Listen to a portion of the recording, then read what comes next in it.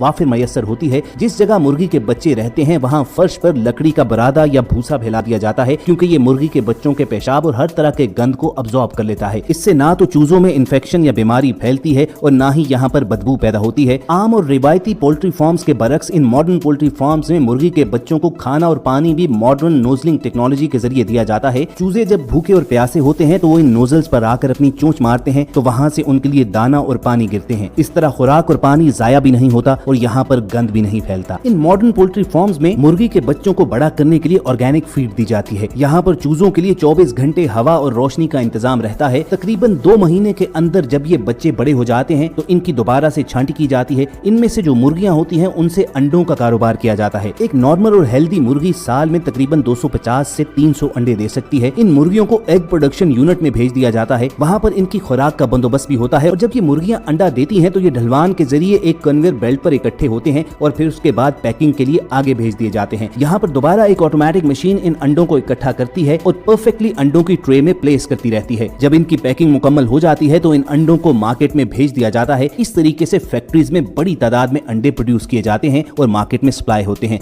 दूसरी जानिब poultry farms में जो मुर्गे होते हैं उनको 2 महीने के बाद बड़े होने पर मीट फैक्ट्री में ले जाया जाता है। इन मुर्गों को भी मीट फैक्ट्री में एक कन्वेयर बेल्ट पर प्लेस कर दिया जाता है। यहाँ पर कुछ वर्कर्स इन मुर्गों को उठाकर एक हैंगर के साथ लटकाते जाते हैं। ये हैंगर्स इन मुर्गों को आगे ले जाते हैं, जहाँ बारी बारी इन मुर्गों को तेजदार आले ज़िबा करते जाते हैं और उसके बाद इन सभी मुर्गों को पानी के टब में डालकर ठंडा कर लिया जाता है। इस तरीके से इनके पर उतारने में आसानी होती है। इस ऑटोमेटिक यूनिट में अगला स्टेप इन मुर्गों को 2 ऐसे ब्रशेस के दरमियान में से गुजारना होता है जो इन मुर्गों के पर उतार फेंकता है। अब इस पूरे प्लेन मुर्गे को फिर से वॉश किया जाता है और उसके बाद चिकन की गर्दन को काट कर अलग कर लिया जाता है। उसके बाद इस चिकन के पैरों को काट लिया जाता है और मुर्गे के अंदर कई सारी आलाइशों को बाहर निकाल लिया जाता है। चिकन के अंदर से सारी गंदगी को निकालने के बाद इन मुर्गों को दोबारा से उबलते पानी से वॉश दिया जाता है और यूं चिकन बिल्कुल साफ हो जाता है। और जब तसल्ली कर ली जाती है कि इस चिकन से तमाम किस्म के जरासीम और बैक्टीरिया खत्म हो चुके हैं तो उसके बाद इन मुर्गों को दोबारा से हैंगर पर लटका कर आगे पैकिंग के लिए रवाना किया जाता है। पैकिंग के भी 2 तरीकेकार हैं। पहले तरीके में तो इस चिकन को सालम यानी पूरे का पूरा पैक कर दिया जाता है,